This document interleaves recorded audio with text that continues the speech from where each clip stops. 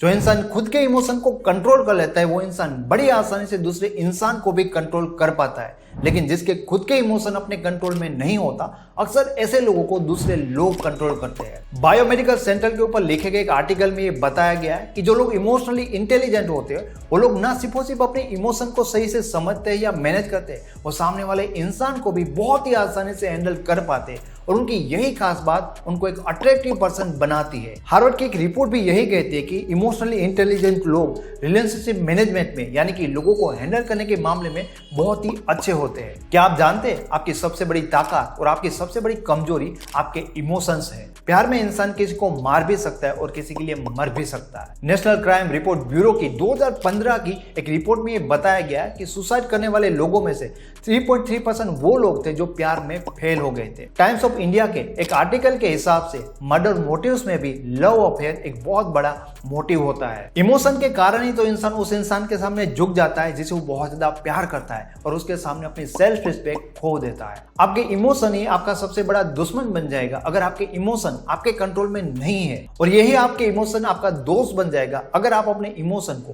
Control करना सीख गए। जो इंसान रिलेशनशिप में अपने इमोशन को मैनेज नहीं कर पाता, आज नहीं तो कल उसके रिलेशनशिप में उसका पार्टनर उससे इरिटेट होकर उसको इग्नोर करेगा। लेकिन रिलेशन में भी जो इंसान अपने इमोशन को मैनेज करके चलता है वो सिर्फ अपने इमोशन को मैनेज नहीं करता, वो अपने पार्टनर को भी बड़ी आसानी से मैनेज करता है। इन शॉर्ट, इमोशनली इंटेलिजेंट बनो। इमोशनली इंटेलिजेंट बनने से मतलब खुद के इमोशन को समझना, उसे मैनेज करना और उतना ही नहीं, सामने वाले इंसान के इमोशन को भी समझना और उस हिसाब से उसको ट्रीट करना। लेकिन आपको इमोशनली इंटेलिजेंट बनने की जरूरत क्या है? इसके कई रीजन है। रीजन नंबर 1, आप अपने पार्टनर को ज्यादा प्यार शो करोगे, पार्टनर के बिना रह नहीं पाओगे, पार्टनर के पीछे पीछे भागोगे, इससे आपका पार्टनर आपसे इरिटेट होगा। पार्टनर पर ज्यादा फोकस करेंगे, अपनी पर्सनल लाइफ पे और अपने काम में फोकस नहीं करेंगे, इससे आप लोगों की नजरों में अट्रैक्टिव नहीं लगोगे। रीजन नंबर 3, आपके अंदर पार्टनर को खोने का डर बन जाएगा, आपका खुद के लिए कॉन्फिडेंस डाउन हो जाएगा और आप अपने पार्टनर के सामने एक लूजर की तरह रिएक्ट करोगे,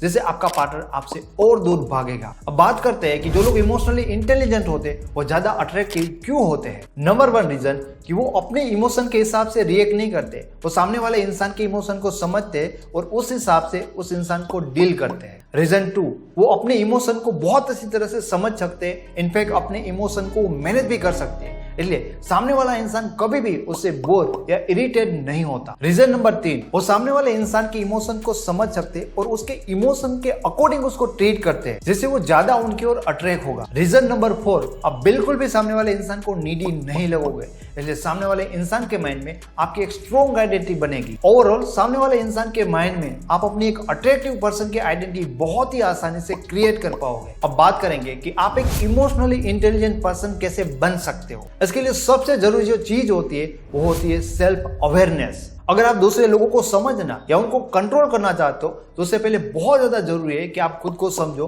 और खुद के इमोशन को कंट्रोल करो। अगर आप खुद के इमोशन को समझ पाओगे और उसे कंट्रोल कर पाओगे तो ही आप दूसरे इंसान के इमोशन को समझ पाओगे और उन्हें कंट्रोल कर पाओगे। सेल्फ अवेयरनेस बढ़ाने के लिए 2 चीजों की प्रैक्टिस करना बहुत ज्यादा जरूरी होता है। पहली चीज मेडिटेशन और दूसरी चीज खुद के साथ टाइम स्पेंड करना। दूसरी इंपॉर्टेंट चीज होती है चीजों को ऑब्जर्व करना।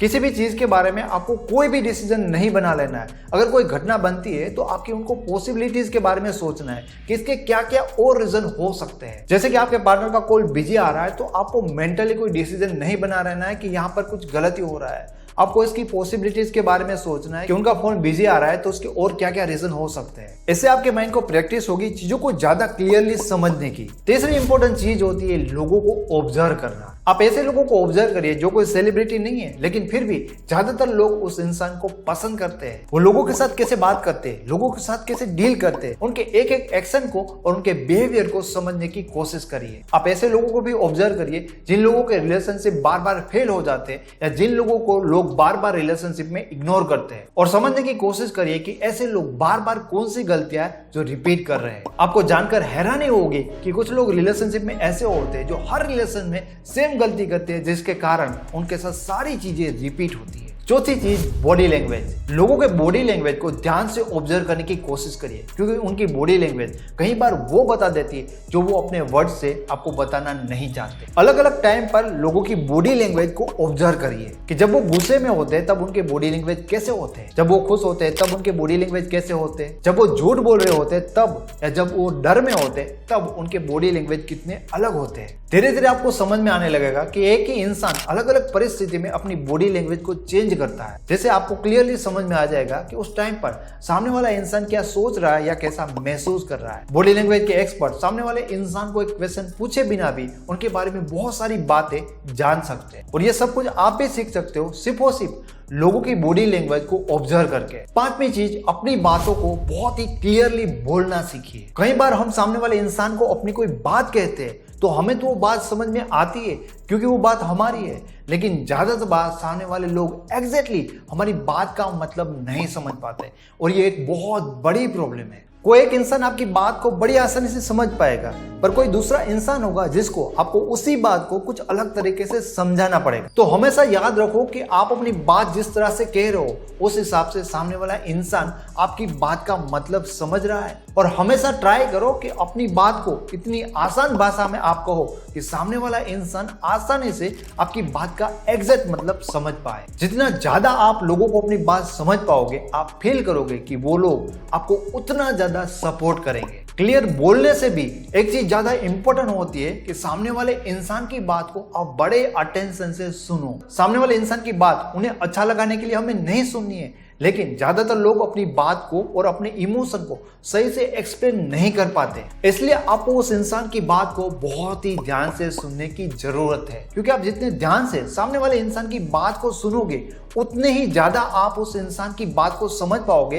कि सामने वाला इंसान अपनी बात से क्या एक्सप्रेस करना चाहता है। जिस इंसान को आप जितना ज्यादा ध्यान से सुनोगे उस इंसान को आप उतना अच्छी तरह से समझ पाओगे, और किसी इंसान को कंट्रोल करने के लिए सबसे जरूरी होता है उस इंसान को समझना। छठी और इंपॉर्टेंट चीज, एक्सपीरियंस फैक्टर। जब कोई इंसान आपके साथ इंटरेक्ट करता है, आपको मिलता है या आपके साथ बात करता है, तब वो इंसान आपसे एक एक्सपीरियंस लेकर जाता है। उस एक्सपीरियंस फैक्टर को समझने की कोशिश करो कि लोग जब आपसे अलग अलग एक्सपीरियंस लेकर जाते तब उनकी राय आपके बारे में कितनी अलग अलग बनती है। जैसे कि कभी आपके पार्टनर के साथ आपकी कोई लड़ाई हो जाती है, आप उनको कोई बात कहते हो, तो समझने की कोशिश करिए कि जब आपका पार्टनर आपसे लड़कर जाता है तो उसके बाद एग्जैक्टली उनका रवैया आपके बारे में कैसा होता है, और ऐसे कौन से फैक्टर होते हैं जिसके कारण आपके पार्टनर का रवैया या आपके पार्टनर का माइंडसेट आपके बारे में नेगेटिव बनता है। और यह भी समझने की कोशिश करिए कि कैसे एक्सपीरियंस के बाद आपके पार्टनर का रवैया आपके लिए पॉजिटिव होता है। एक्सपीरियंस फैक्टर को समझने के बाद आपको बहुत साफ और क्लियर समझ में आ जाएगा कि कौन से एक्सपीरियंस के कारण आपका पार्टनर आपसे दूर जाता है, और कैसे एक्सपीरियंस आपको अपने पार्टनर को फील करवाने चाहिए ताकि आपका पार्टनर आपके साथ ज्यादा कनेक्टेड फील करे। जितना ज्यादा आप लोगों के थॉट को और उनके इमोशन को समझते जाओगे, आपका माइंडसेट इतना ज्यादा क्लियर होता जाएगा कि आपको लोगों को डील कैसे करना है। लेकिन ज्यादातर लोगों की प्रॉब्लम ये होती है कि वो अपने खुद के इमोशन के लिए अवेयर नहीं होते, तो कभी भी अपने पार्टनर को ना समझ पाते और ना कभी कंट्रोल कर पाते। दोस्तों, अगर आप ह्यूमन साइकोलॉजी के बारे में ज्यादा जानना या सीखना चाहते हो तो मेरी लिखी हुई ईबुक साइकोलॉजी ऑफ रिलेशनशिप को जरूर डाउनलोड करना। उसका लिंक आपको इस वीडियो के डिस्क्रिप्शन बॉक्स से मिल जाएगा। आपको ये वीडियो कैसा लगा कमेंट में जरूर बताना। वीडियो अच्छा लगा है तो इसे लाइक करना, दोस्तों के साथ शेयर करना, और ऐसे वीडियो और देखने के लिए चैनल को सब्सक्राइब जरूर करना।